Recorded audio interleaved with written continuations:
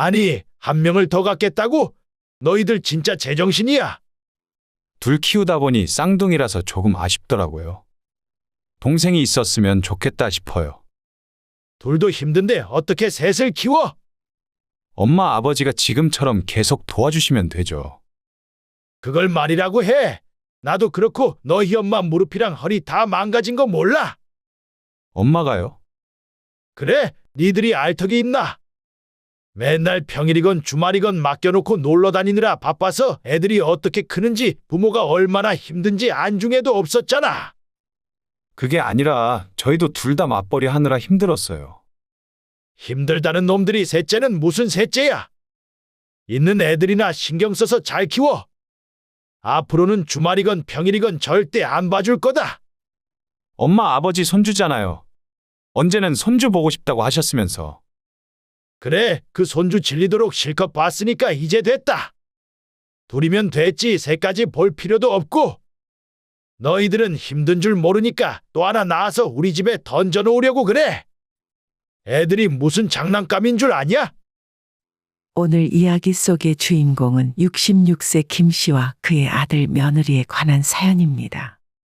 처음엔 맞벌이 하느라 힘든 자식들을 위해 은퇴한 김 씨 부부가 발벗고 나서서 육아를 도와주었습니다. 하지만 그것 때문에 아들과 며느리는 육아가 힘든 줄을 몰랐고 적당히 할 줄을 몰랐어요.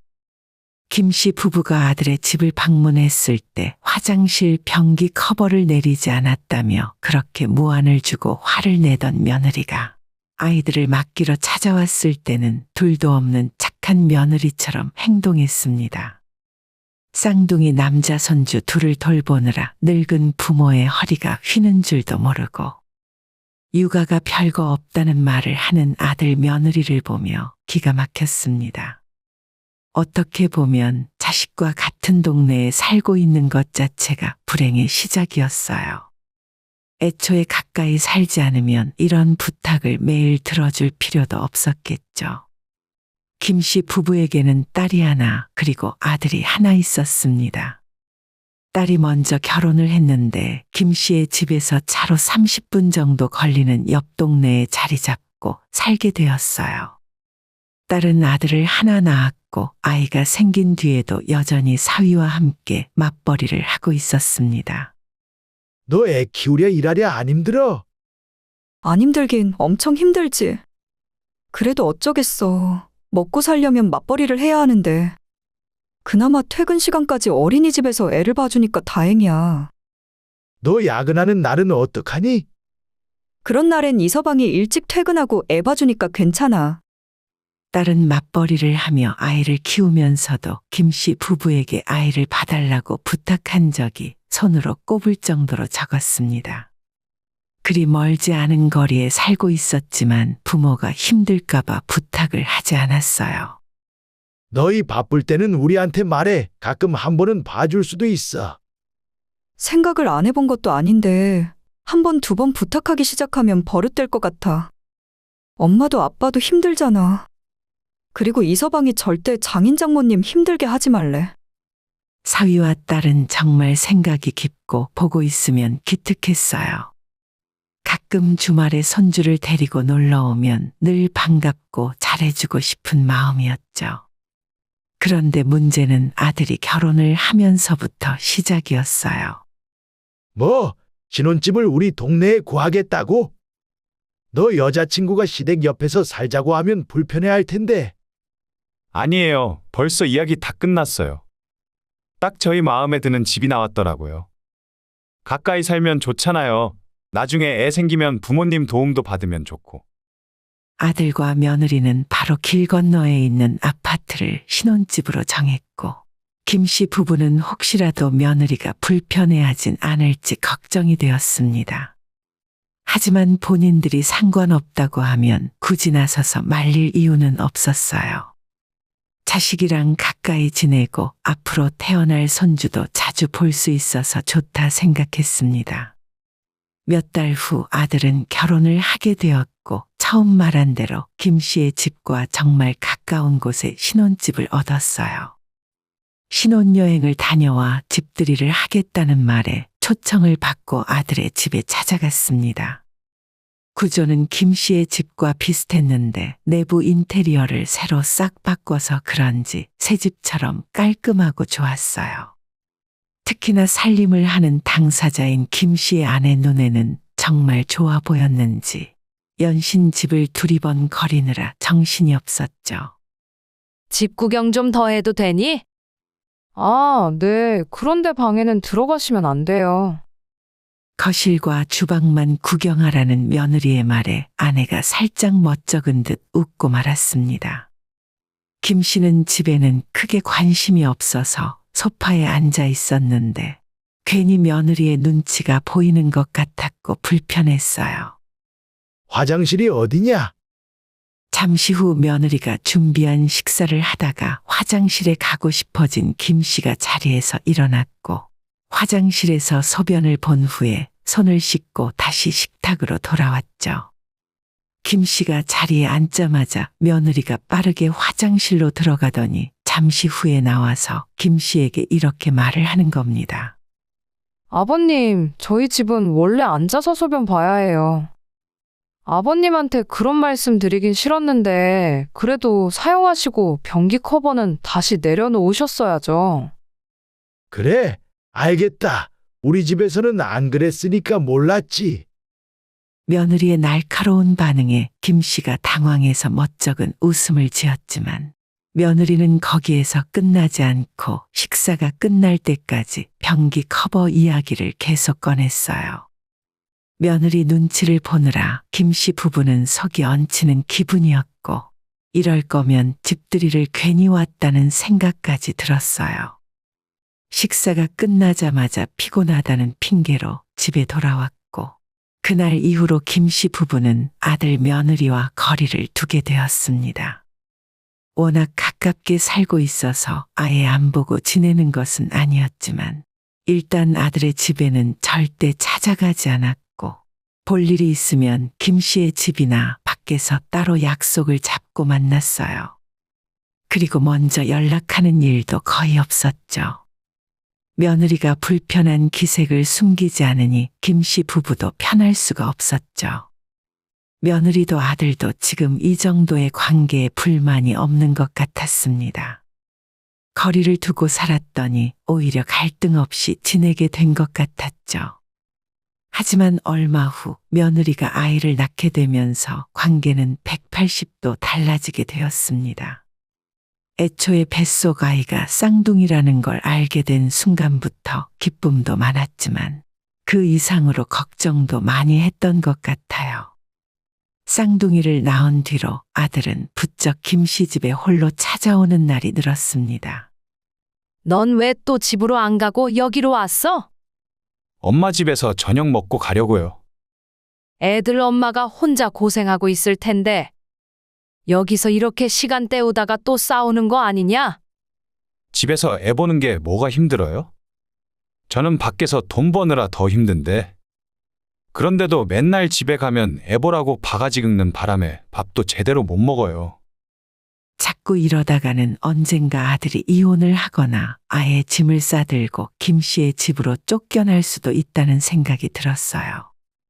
그러지 말고 주말에 엄마 아빠가 애들 봐줄 테니까 둘이 어디 놀러 갔다 와. 토요일에 맡겨놓고 1박 2일 여행이라도 다녀오면 될 거 아니냐? 정말요? 알겠어요. 사실 요즘 저희 둘 다 스트레스가 너무 심한 것 같긴 했어요. 까탈스러운 며느리가 과연 시부모에게 아이들을 맡길지는 의문이었지만 아들에게는 그렇게 말을 해놓았어요. 그런데 바로 그 주 토요일 아침에 쌍둥이 아이들을 데려와 맡겼습니다. 어머님, 아버님 정말 감사해요. 며느리가 어찌나 상냥하게 말을 하던지 예전에 그 표정은 온데간데 없었어요. 최근에는 얼굴 보기도 힘들었는데 혼자 쌍둥이 남자 아이를 돌보는 것이 힘들긴 힘들었나 보다 싶었습니다. 아이고, 며느리가 왜 그렇게 힘들어하는지 이제야 좀 알겠네. 아이를 보기 시작한 지 반나절 만에 아내가 혀를 내둘렀어요. 김 씨 부부도 자식을 둘이나 키웠지만 나이 차이도 조금 있었기 때문에 쌍둥이 남자아이가 이렇게 힘든 줄은 몰랐던 거죠. 그래도 앞으로 시간 날 때마다 자주 봐줘야겠어. 며느리도 숨 좀 쉬어야지. 사실 김 씨도 아내도 며느리 없이 처음으로 손주들과 있는 시간이 나쁘지 않았습니다. 힘들어도 아이들이 너무 예뻐서 고생이 싹 가시는 기분이었죠. 아들과 며느리도 모처럼 아이를 맡기고 자기들끼리 시간을 가지니 기분이 좋아 보였고, 앞으로도 종종 맡기겠다고 말을 했습니다. 자식 도와준다는 생각에 흔쾌히 그렇게 하라고 말을 했더니, 그 다음부터 종종이 아니라 하루가 멀다 하고 손주를 데려오기 시작했어요. 오늘 저녁에도 좀 부탁드려요. 저희가 약속이 있어서 11시쯤 들어올 거예요. 며느리는 1년 동안 육아휴직을 쓰고 있었는데, 그 육아휴직이 다 끝나기도 전에 김 씨 부부에게 아이를 맡겨두고 자주 놀러 다녔습니다.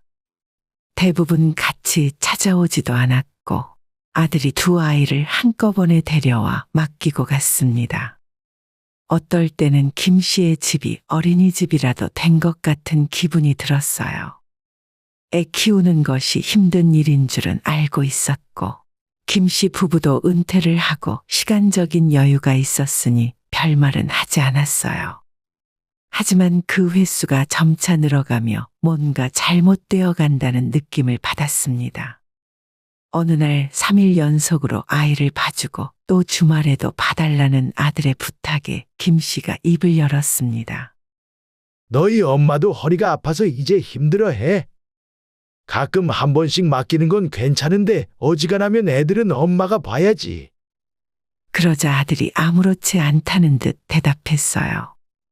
어차피 내년부터는 와이프도 출근해야 해서 어린이집 보낼 거예요.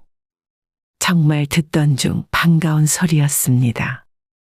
어린이집에 애들을 보낸다고 하면 김 씨 부부가 육아에 전념할 일은 없을 것 같았으니까요. 근데 저희 출근 시간이 좀 애매해서 그런데 애들 어린이집 끝나면 엄마 아빠가 데려다가 몇 시간만 맡아주세요. 아마 한두 시간이면 될 것 같아요. 저희 퇴근 시간보다 어린이집이 더 일찍 끝나거든요. 그 정도는 그리 어려운 일도 아니었습니다. 얼마 후 며느리가 출근을 시작하고 아이들도 근처 어린이집에 맡기게 되었는데, 김 씨의 생각과는 다른 상황이 펼쳐졌어요. 엄마, 저 왔어요. 애들도 잘 있죠? 배고파요. 일단 밥부터 주세요.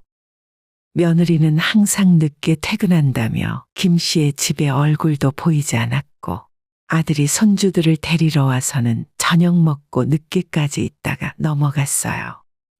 엄마, 그런데 어차피 데려갔다가 아침 일찍 어린이집 데려다 줘야 하는데 그냥 애들 여기서 지내는 게 낫지 않아요?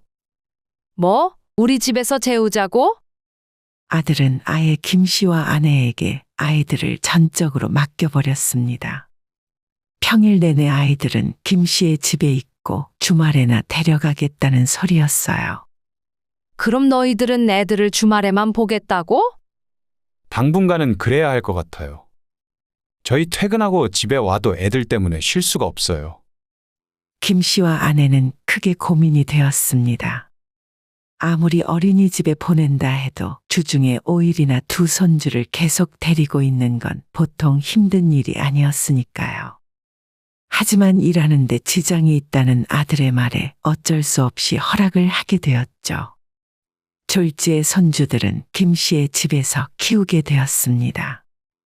그 뒤로는 아들과 며느리는 종종 퇴근길에 김 씨의 집에 들러 저녁을 먹고 아이들 얼굴을 잠깐 보다 돌아갔어요. 아무리 요즘 세상이 변했다곤 하지만 이런 식으로 사는 가족이 있다는 소리는 들어본 적도 없었습니다. 금요일 저녁이 되면 아이들을 데려가야 했지만 그 약속도 매번 지켜지지 않았어요. 아들이나 며느리가 약속이 있다며 오지 않았고 토요일 점심때가 다 되어서야 데려가곤 했었습니다. 시간이 흐르고 손주들도 나이를 먹어가며 자꾸 엄마 아빠를 찾아대는데, 그런 아이들의 마음도 모르고 아들과 며느리는 자기들 노는 일이 더 중요한 것 같았습니다. 그러니 김 씨도 점점 아들과 며느리에게 원망스러운 마음이 쌓여갔어요.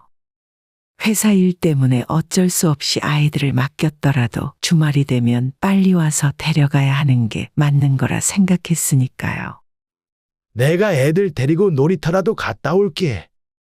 아내가 부쩍 힘에 부처하고 집안일 하는 것도 쉽지 않아서 김 씨가 두 손주를 데리고 나가는 일이 많았어요. 주말이라 아파트 놀이터엔 아이들이 많았는데 대부분 자기 부모와 함께 와서 놀고 있었습니다. 가끔 조부모가 대신 애를 봐주는 경우도 있었지만 주말엔 거의 부모가 직접 애들이랑 놀아주었죠. 다른 아이들과 어울려 즐겁게 놀고 있는 손주들을 보고 있으니 어쩐지 김 씨는 미안한 생각이 들었어요. 나이 먹고 기운 없는 할머니, 할아버지보다는 자기 부모랑 놀고 싶을 텐데 아이들도 왠지 다른 애들보다 기운이 없는 것 같아 보였습니다. 한참을 놀이터에서 손주들 노는 모습을 지켜보고 있었는데 아파트 옆 대로변으로 아들과 며느리가 걸어가는 것을 발견했어요. 너희들 지금 어디 가고 있냐? 아버님, 저희 잠깐 뭐 살 게 있어서 마트 가는 중이에요. 토요일인데 애들은 언제 데려갈 거야? 아, 애들이요? 나갔다 오는 길에 들를게요. 하지만 두 사람의 옷차림을 봐서는 절대 집 앞에 마트 가는 행색이 아니었습니다. 결국 그날도 저녁 먹을 시간이 다 되어서야 손주들을 마지못해 데려갔습니다. 이럴 거라면 어째서 자식을 낳았는지 모를 일이었어요. 김 씨도 평생 자식 키우느라 고생하며 살았는데 이제는 다 늙어서 자식의 자식까지 키우다가 제 명까지 못 살겠구나 싶을 정도였습니다. 어린이집 끝나는 시간과 퇴근 시간이 안 맞으니 그 사이 공백 몇 시간을 메꾸는 정도는 할 수 있었지만 이제는 더 이상 이런 식으로는 곤란했어요. 물론 아들은 그 말을 듣자마자 안 된다며 펄쩍 뛰었습니다. 지금 저희 사정이 있어서 힘들어요. 반년만 더 봐주세요. 퇴근하고 애들한테 저녁 내내 시달리면 너무 힘들어서 그래요. 아니 어떻게 애 키우면서 좋은 것만 하려고 해? 힘들어도 지지고 볶으면서 사는 거잖아. 남의 손에 애들을 다 맡겨서 어쩌겠다는 거야. 남의 손이라뇨. 애들 할머니 할아버지인데. 지금 그 이야기가 아니잖아. 주말에도 빨리 애들을 데려가지는 않고 너희들 놀러 다닐 거 다 다니면서 애들이 엄마 아빠 찾는 건 생각 안 해. 요즘 애들은 할머니 할아버지를 더 좋아하는 법이래요. 끝까지 한마디도 지지 않는 아들을 보며 한심하다는 생각이 들었죠. 그렇지만 그때부터 김 씨도 더는 물러서지 않았습니다. 퇴근한 아들 내외에게 아이들을 데려다 주었죠. 자식한테 시달리는 것도 부모가 되어가는 과정이라 생각했으니까요. 하지만 일주일을 못 가서 아들과 며느리는 힘들다며 죽는 소리를 해댔습니다. 젊은 본인들도 힘든데 그동안 나이 먹은 김 씨와 아내는 얼마나 힘들었을지 부모의 입장도 생각을 해주길 바랬어요. 평일에 손주를 아들네 집에 데려다 주었더니 이번에는 주말만 되면 애들을 봐달라며 데리고 왔습니다. 그래도 예전처럼 막무가내로 매주 데려온 건 아니었고 한 달에 한두 번 정도는 김 씨도 봐줄 생각이었어요. 김 씨도 손주 얼굴을 보고 싶었고 며느리에게 숨통을 틔워주기 위해서였죠. 며칠 전에도 주말에 아이들을 맡겨놓고 저녁에 데리러 오면서 같이 저녁을 먹는 일이 있었습니다. 그런데 그 자리에서 아들과 며느리가 하는 말에 김 씨도 아내도 기절하는 줄 알았어요. 저희 셋째를 가질까 고민 중이에요. 맞아요. 애들이 이제 어느 정도 크니까 동생이 또 있으면 좋겠다 싶어요. 김 씨는 처음 그 말을 들었을 때는 농담을 하는 줄 알았지만 아들의 표정을 보니 전혀 농담이 아니었습니다. 아니, 한 명을 더 갖겠다고? 너희들 진짜 제정신이야. 둘 키우다 보니 쌍둥이라서 조금 아쉽더라고요. 동생이 있었으면 좋겠다 싶어요. 둘도 힘든데 어떻게 셋을 키워? 엄마 아버지가 지금처럼 계속 도와주시면 되죠. 그걸 말이라고 해. 나도 그렇고 너희 엄마 무릎이랑 허리 다 망가진 거 몰라? 엄마가요? 실제 김 씨의 아내는 무릎에 매일 파스를 붙이고 있을 정도로 손주를 키우느라 연골이 다 닳아 없어질 지경이었습니다. 하지만 그런 부모의 노고를 자식들은 전혀 신경도 안 쓰고 있었죠.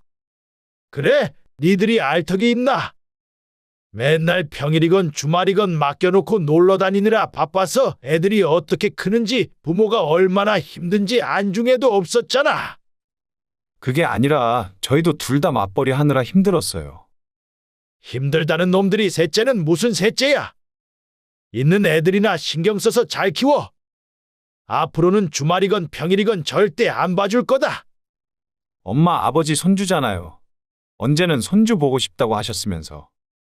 그래, 그 손주 질리도록 실컷 봤으니까 이제 됐다. 둘이면 됐지 셋까지 볼 필요도 없고. 너희들은 힘든 줄 모르니까 또 하나 낳아서 우리 집에 던져놓고 놀러 다니려고 그래. 애들이 무슨 장난감인 줄 아냐? 김 씨가 화가 나서 언성을 높였더니 아들도 억울하다는 듯 말했어요. 놀러 다니다녀. 저희가 언제 그랬어요? 맞벌이 하니까 바빠서 그랬던 거죠. 맞벌이 핑계대지 마. 누구는 안 해봤는 줄 알아? 너희는 너희가 직접 키우지 않으니까 얼마나 힘든지 몰라서 그래. 실제로 딸은 자식을 하나만 낳아서 키우는데도 힘들어서 둘째 생각은 하지도 않았어요. 그런 와중에도 절대 아이 봐달라는 말은 하지 않는 속 깊은 자식이었습니다. 아무래도 너희랑 우리랑 너무 가까이 살아서 그러는 것 같다. 좀 떨어져서 사는 게 필요해. 저희 보고 이사라도 가라는 말씀이세요? 너희가 안 가면 우리라도 가야지. 김 씨와 아들의 집은 아파트 정문을 나가 횡단보도 하나만 건너면 될 정도로 가까운 사이였어요. 그래서 언제든지 맡길 수 있으니 부모로서 책임감이 사라진 것이었죠. 정말 셋째를 가질지는 모르지만 김 씨도 아내도 더 이상은 육아를 떠맡고 싶은 생각이 없었습니다. 손주들은 너무 예쁘지만 그것과는 별개의 문제였어요. 당연히 아들은 이사갈 마음이 없었고 김 씨가 부동산에 집을 내놓았어요. 정말 이사를 가시겠다고요? 김 씨가 부동산에 집을 전세로 내놓았다는 소식을 들은 아들은 깜짝 놀랐습니다. 정말 자기 부모가 이사를 갈 거라곤 상상하지 못했으니까요. 얼마 후 김 씨 부부는 멀쩡하게 살던 집을 전세로 주고 약 1시간 떨어진 지역으로 이사를 가게 되었어요. 이제는 아들과 며느리가 쉽게 오갈 수 없는 곳이었습니다. 앞으로는 손주를 봐줄 일은 없을 것 같았어요. 당장은 미안한 마음도 있고 손주들도 보고 싶지만 이렇게 하는 것이 장기적으론 모두에게 나을 거라는 생각이었습니다. 김 씨 부부도 아들이 힘든 걸 돕기보다는 이젠 자신들의 삶을 더 신경 쓰며 살기로 결정했어요. 오늘의 영상은 여기까지입니다. 이 글을 보신 모든 분들의 노년에 웃음과 행복만 가득하기를 기원합니다.